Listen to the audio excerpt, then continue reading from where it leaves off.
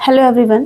कल हमारा एक पहला इंट्रोडक्शन क्लास था जिसमें हमने पढ़ा था कि ज्योग्राफी क्या है, क्यों पढ़नी चाहिए और इसका महत्व क्या है। कुछ क्वेश्चंस थे जो हमने उसके जवाब के ज़रिए उस टॉपिक को उस क्लास को कंप्लीट किया था। आज हम पढ़ेंगे पृथ्वी का आकार कैसा है। पृथ्वी का आकार,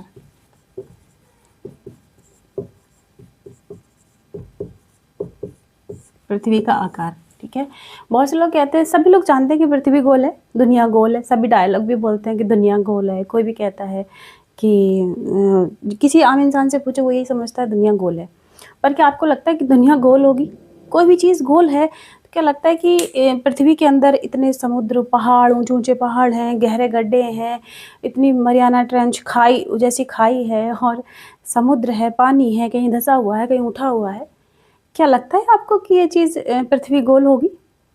नहीं ना। जैसे हमारा फेस है, देख लो, फेस पे कहीं आँखें हैं, कहीं नाक है, कहीं होंठ है, उठे हैं, बैठा है, गड्ढे हैं, आँखें गड्ढे में है, ऐसा ना हमारा। और कहते हैं फेस गोल है। गोल कैसे है? जियोड है, ऊबड़ खाबड़ है। वैसे ही हमारी पृथ्वी क्या है? ऊबड़ खाबड़ है। पृथ्वी का हमारा ऐसे ऐसे ऐसे करके ऐसे पृथ्वी है हमारी।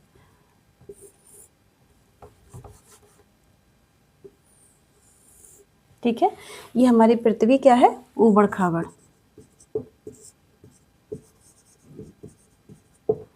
ऊबड़ खाबड़, जिसे इंग्लिश में कहते हैं जियोड। क्या है हमारी पृथ्वी? जियोड है। अब हम इसको ऐसा पढ़ाई के दौरान जैसे गोल गोल कर देते हैं, कहते हैं देखो पृथ्वी गोल है, ये है, क्योंकि इसका ऐसे एवरेज ले लो तो ये गोल ही तो है, कहीं से ऊबड़ खाबड़, कहीं गोल करके बता देते हैं कि पृथ्वी गोल है, ऐसा बढ़ाने के पर्पज से, ठीक है। लेकिन पृथ्वी गोल है। पृथ्वी कैसी है? जियोड, यानी कि ऊबड़ खाबड़ है पृथ्वी। जियोड से क्या बना? जियोग्राफी। यानी कि पृथ्वी के सरफेस पे जो भी चीज़ें हम पढ़ेंगे, पृथ्वी पे के सरफेस, जहाँ जैसे हम अभी खड़े हैं, जिस पृथ्वी पे हम खड़े हैं, उसका पूरी तरीके से अध्ययन करेंगे तो उसे कहेंगे जियोग्राफी, ठीक है।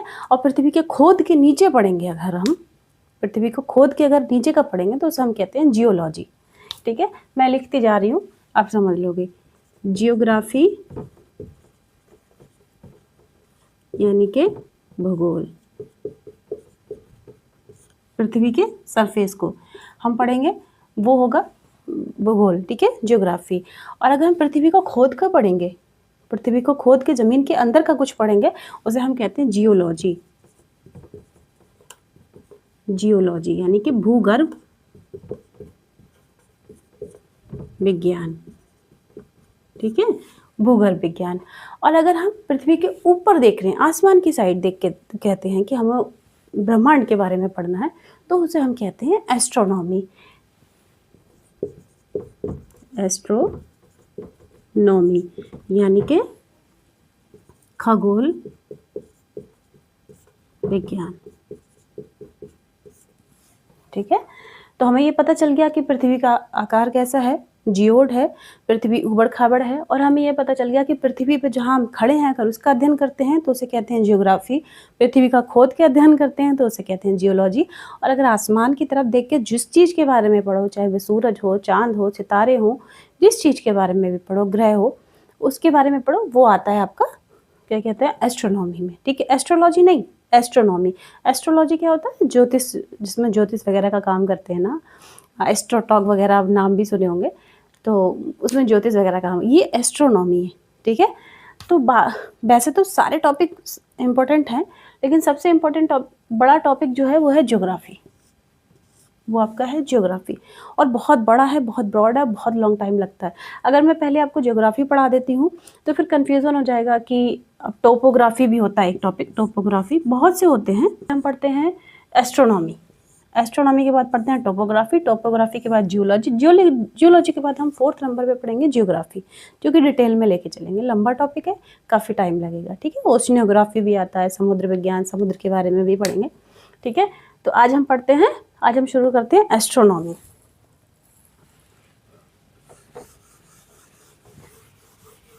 इससे हमें क्या पता चला कि हमारी पृथ्वी गोल नहीं है, ठीक है। हमारी पृथ्वी क्या है? जियोड है। और हम क्या पढ़ रहे हैं? तो आज हम पढ़ेंगे एस्ट्रोनॉमी, खगोल विज्ञान। हमारा आज का टॉपिक है खगोल विज्ञान। जिसमें हम सबसे पहले पढ़ेंगे तारों के बारे में, क्योंकि आसमान में सबसे ज़्यादा अगर हमें कुछ दिखाई देता है वो है तारे। तो तारे अपने पहले, तारा बनने से पहले किस अवस्था में होते हैं? तारे अपने गैसीय अवस्था में, मतलब गैसों का गोला होता है। क्या होता है? गैस। तारा बनने से पहले गैसीय अवस्था में होता है, गैसों का गोला होता है, और जब वो गैसें आपस में कंप्रेस होती हैं तो निहारिका बन जाता है। निहारिका, जिसे हम नेबुला भी कहते हैं इंग्लिश में, ठीक है, वो निहारिका बन जाता है जब आपस में कैसे कंप्रेस होती हैं, आपस में कनेक्ट होती हैं। जब बहुत ज़्यादा कंप्रेस आपस में कोई भी चीज़ जुड़ती है तो क्या होता है, वहाँ पर क्या होती है, गर्मी पैदा हो जाती है, ठीक है, वहाँ एनर्जी हो जाती है। जैसे कि बहुत ज़्यादा भीड़ हो जाती है तो वहाँ गर्मी पैदा हो जाती है, चाहे भले एसी चलता हो, कुछ भी होता हो। तो वैसे ही जब गैसें आपस में कंप्रेस होती हैं तो वहाँ पर गर्मी हो जाती है, उस अवस्था को निहारिका कहते हैं। और इस अवस्था में जब वो आपस में कंप्रेस होकर फट जाती हैं नाभिकीय संलयन के थ्रू, जब वो फटती हैं तो फटने के बाद जो उसमें आग लगती है, जो फटने के बाद आग लगती है, उसमें जो विस्फोट होता है, उस विस्फोट की आग को ही हम क्या कहते हैं? तारा कहते हैं। यहाँ जो विस्फोट होता है उसमें जो वो जल जाता है, ये जल जाता है, जलने के बाद वो क्या बन जाता है? तारा बन जाता है। अब इसका क्या होता है? नाभिकीय संलयन। नाभिकीय संलयन। नाभिकीय संलयन क्या होता है? हाइड्रोजन का हीलियम में तब्दील हो जाना। हाइड्रोजन क्या होते हैं? हीलियम में तब्दील हो जाते हैं। हाइड्रोजन, हीलियम, ठीक है। आपस में जब चीजें जुड़ के विस्फोट करती हैं तो उसे नाभिकीय संलयन कहते हैं।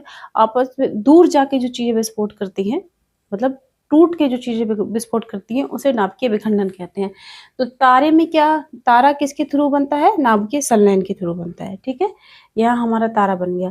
अब हम देखिए कि तारे के रंग कैसे होते हैं, और तारे का रंग किस पर निर्भर करता है? तारे का रंग निर्भर करता है तापमान पर।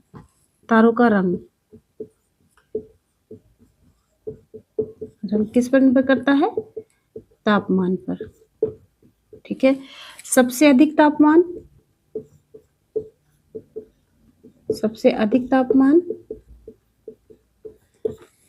जहां सबसे अधिक तापमान होगा वहां तारे का रंग कैसा होगा? नीला, ठीक है। मीडियम तापमान, वहां तारे का रंग कैसा होगा? सफेद, ठीक है। और अगर लो तापमान होगा तो तारे का रंग कैसा होगा? लाल, ठीक है। अब यहाँ से भी क्वेश्चन आता है कि तारों का रंग किस पर निर्भर करता है?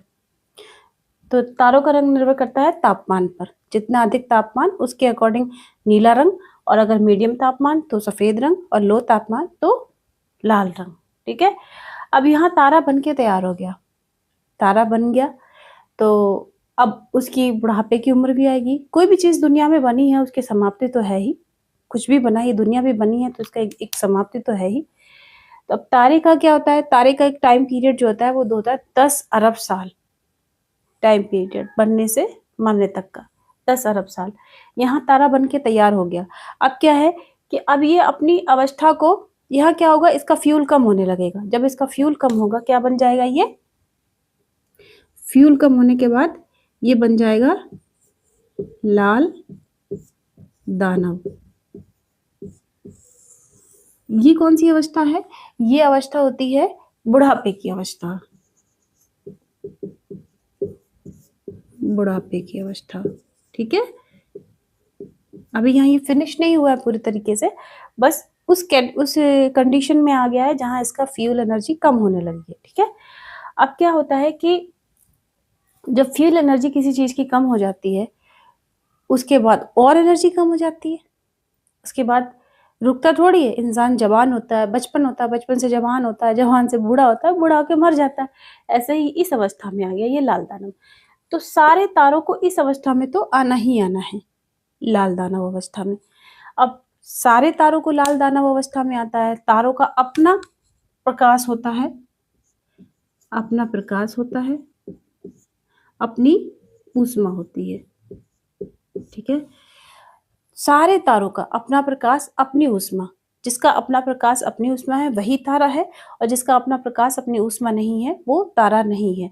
जैसे कि सूर्य तारा है क्योंकि उसका अपना प्रकाश भी है, अपनी ऊष्मा भी है। ठीक है, लेकिन अब चांद तारा नहीं है, क्योंकि चांद किसी से रोशनी लेके चमकता है। जैसे चांद को जब सूर्य से रोशनी मिलती है तब वो चमकता है, उसकी अपना कोई प्रकाश नहीं है, इसलिए हम चांद को कभी तारा नहीं कहते। ठीक है, तो अब लोग कहेंगे कि सूरज को वो तारा क्यों नहीं कहते, सूरज क्यों कहते हैं? क्योंकि वो हमें बेनिफिट देता है, हमारी मर्जी हम जो नाम रख दें, इंसानों का यही है। तो अब वो हमें बेनिफिट देता है क्योंकि सूर्य के सबसे नज़दीक है बुध, फिर शुक्र, फिर उसके बाद तीसरे नंबर पे हम आते हैं पृथ्वी, और हमें उससे कितने बेनिफिट होते हैं,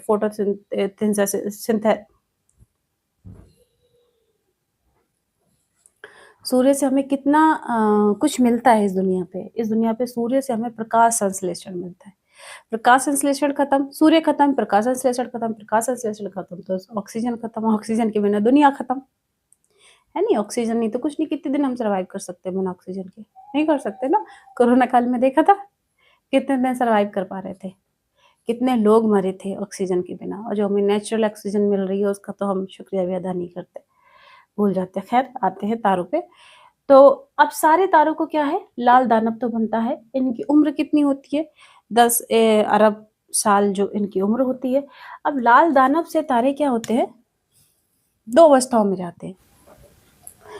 क्या होता है, तारा लाल वामन बनता है। सारे तारे लाल वामन बनते हैं क्योंकि ये बुढ़ापे की अवस्था है। ये तो मैंने बताया आपको, बुढ़ापे की अवस्था। ठीक है, अब क्या होता है कि यहाँ पर इसका फ्यूल बिल्कुल खत्म हो जाता है, और ये बुढ़ापे की वजह से जब इसका फ्यूल कम होता है ना, लाल दानव बनते टाइम, तो ये क्या होता है कि बड़ा हो जाता है। फ्यूल कम होने पे तारा बड़ा हो जाता है, और जो ज्यादा बड़ा होता है, और यहाँ मरने के टाइम इसका क्या होता है, दो भागों में बढ़ जाता है। ये अगर छोटे तारे हैं, छोटे तारे, और एक तरफ बड़े तारे। ठीक है,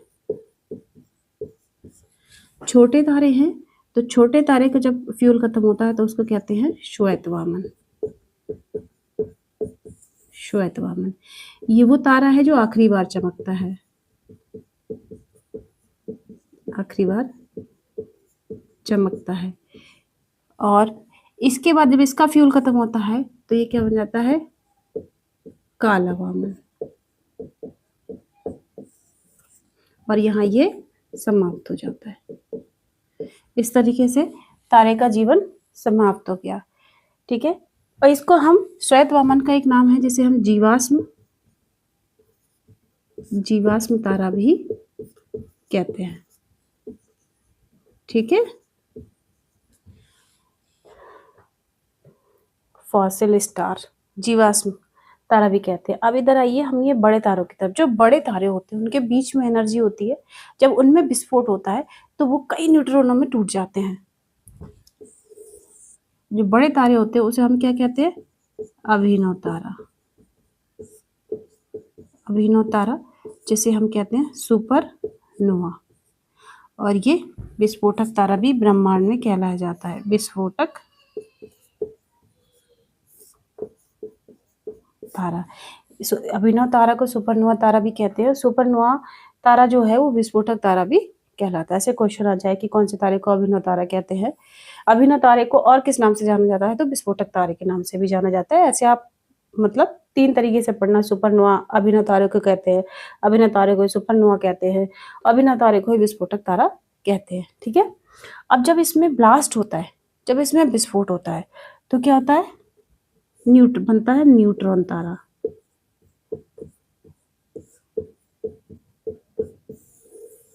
न्यूट्रॉन तारा, इसका घनत्व इतना ज्यादा होता है, बहुत से न्यूट्रॉन तारे बनते हैं, बहुत से न्यूट्रॉन तारा में टूटता है। इतना इसमें इतना ज्यादा घनत्व होता है कि आपने कभी थॉर मूवी देखी होगी तो उसमें जिसका हथौड़ा होता है ना, वो थार का हथौड़ा इसी न्यूट्रॉन तारे की मिट्टी से बना होता है, कि वो पृथ्वी पे मारता है तो पूरी पृथ्वी हिल जाती है, इतना ज़्यादा इसका वजन होता है। ठीक है, तो न्यूट्रॉन तारे जब बहुत ढेर सारे तारे होते हैं, न्यूट्रॉन तारे जब आपस में ये जुड़ते हैं, आपस में जब ये इकट्ठे होते हैं, जब ये इनका कंप्रेस होता है, तो कंप्रेस होके जो सबसे ज़्यादा घनत्व वाला तारा होता है, जो सबसे ज़्यादा घनत्व बन जाता है इनका, सबसे ज़्यादा घनत्व बन जाता है, और फिर लास्ट स्टेज इनकी होती है, वो होती है ब्लैक होल, जिसे हम कहते हैं ब्लैक होल, जिसका पूरे ब्रह्मांड में सबसे ज़्यादा घनत्व अगर किसी का है तो ब्लैक होल का है।